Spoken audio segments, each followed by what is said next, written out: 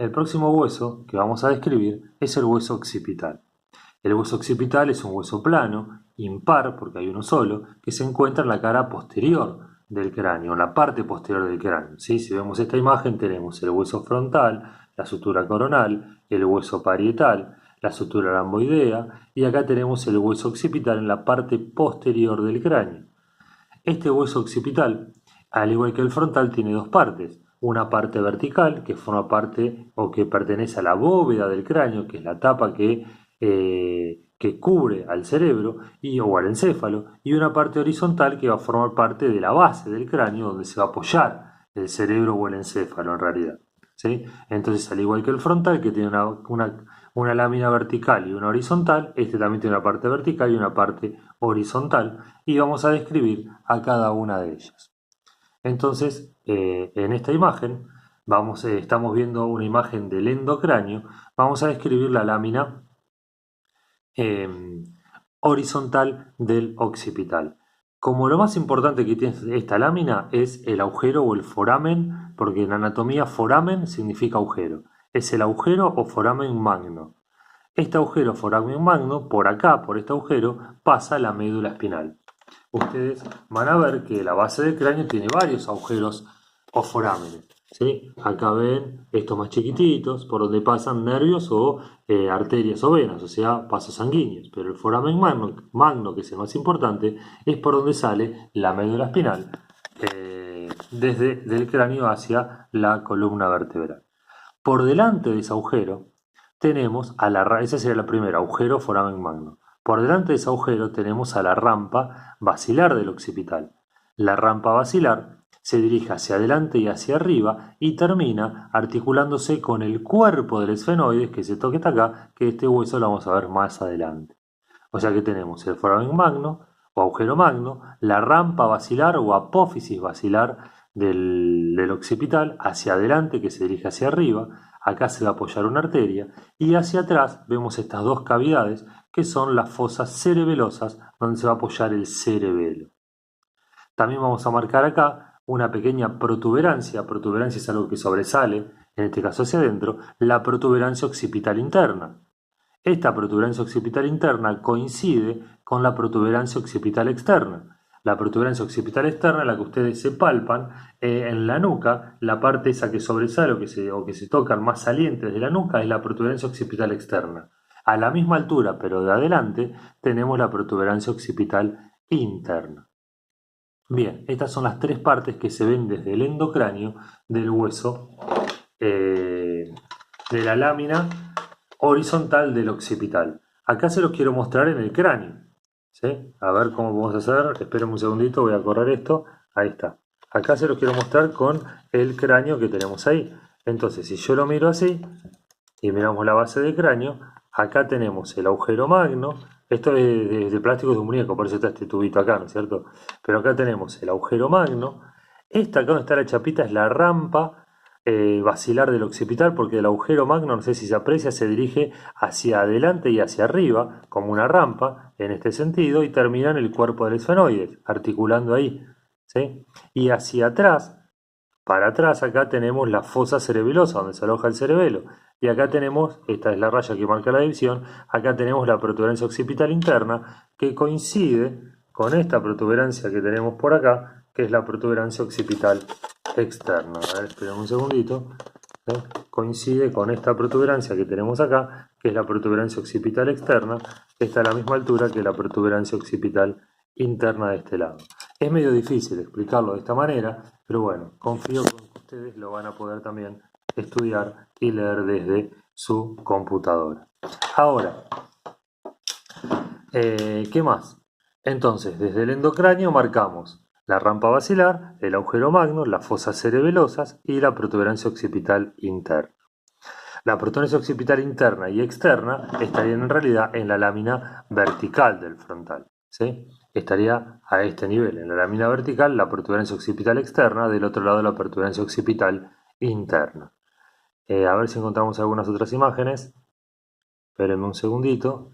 Acá lo vemos en donde está una imagen del hueso desde el endocráneo, pero solamente se ve el occipital y el esfenoides. Entonces de vuelta tenemos el agujero magno, la rampa basilar del occipital, las fosas cerebelosas. En la parte vertical, ven que acá se nota cómo esto está en vertical, tenemos la protuberancia occipital interna de adentro y de afuera la protuberancia occipital externa. Bien, y después van a aprender, son todos términos nuevos y es difícil de aprender, pero van a aprender que cóndilo en anatomía significa una estructura redondeada. Así como decimos apófisis a una estructura que sobresale, llamamos cóndilo a las estructuras redondeadas que tienen los huesos. Entonces, en la parte inferior o a los lados del agujero magno, pero vista desde el exocráneo, vista desde la base, tenemos dos pequeños cóndilos o estructuras redondeadas que acá dicen cóndilo del occipital, que apoyan sobre la primera vértebra de la columna y permiten el movimiento de flexión y extensión de la cabeza, es decir, el decir que sí. Esos cóndilos, los vamos a marcar acá, ¿sí? Vamos a poner acá, serían estos que están acá. Esperen que acomode la mandíbula, esperen un segundito. Si ven acá, el agujero magno, ¿sí? Si este es el agujero magno, esto que está acá es una estructura redondeada llamada cóndilo, este que está acá es el otro cóndilo, y estos dos se van a apoyar sobre la primera vértebra, así para permitir el movimiento de flexo-extensión de la cabeza, el decir que sí. Los cóndilos del occipital. Miren todo lo que hay, miren todo lo que hay para aprender, ¿sí? Por eso yo les decía que los libros de anatomía tienen muchísima información. Miren cada una de estas cosas. De estas cosas, yo pretendo que esta es la parte que se ve afuera, que aprendan la protuberancia occipital externa, y de afuera que aprendan los cóndilos, que están a los lados del agujero magno, apoyándose sobre la primera vértebra. Y de la parte interna, quiero que aprendan el agujero magno, la rampa basilar, las fosas cerebelosas, la protuberancia occipital interna. Fíjense en la cantidad de nombres que hay. ¿Sí? Por eso les decía que tienen que reducir un poco la información porque si no es mucha y no terminamos más. Bueno, para terminar y para dar un cierre a esto, ya sé que es engorroso, después me pueden preguntar todo lo que quieran. Acá vemos, en esta misma imagen que habíamos visto el frontal, vemos al occipital. Entonces a este nivel tenemos la parte vertical o porción vertical del frontal y esta es la porción horizontal.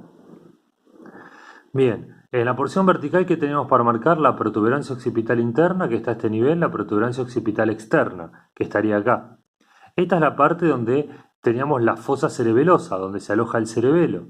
Acá estaría el agujero magno, a este nivel, y acá vemos la rampa basilar del occipital que se dirige hacia arriba, ¿sí? La ven ahí, se dirige para arriba y termina articulando con el cuerpo del esfenoide, que es este hueso que está acá amarillo.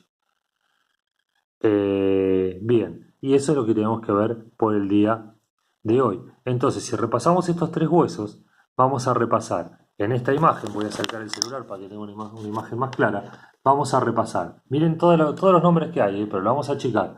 El primero tenemos el frontal, era un hueso plano, par, que tenía dos partes, una parte horizontal que era así, que formaba el techo de la órbita, ¿sí? Y que tenía una escotadura en el medio para el hueso etmoides. Una parte vertical, ¿sí? Que se dirigía hacia arriba, hacia atrás y se unía con el parietal, formando la sutura coronal que es esta que está acá.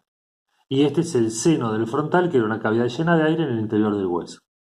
Bien, después seguimos con el parietal. El parietal era un hueso más bien rectangular que empezaba en la parte lateral, que era rectangular pero que era curvo, ¿sí? Porque venía hacia la línea media para unirse con el otro parietal. Entonces acá vemos que se articula este parietal hacia adelante con el frontal. Hacia atrás se articula con el occipital en la sutura lamboidea.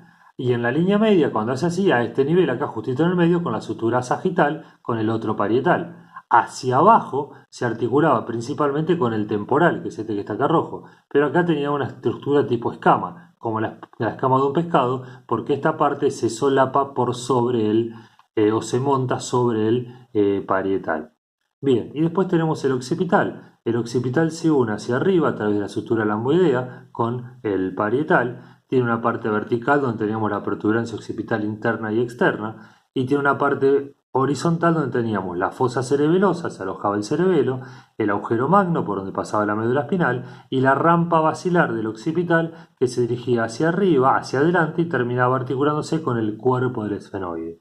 Y recuerden que del agujero magno aparecían de la cara inferior del agujero magno, aparecían dos estructuras redondeadas que se articulan con la primera vértebra, que es llamada cóndilos, permitiendo el movimiento de flexo-extensión de la cabeza, es decir, el decir que sí y el decir que no.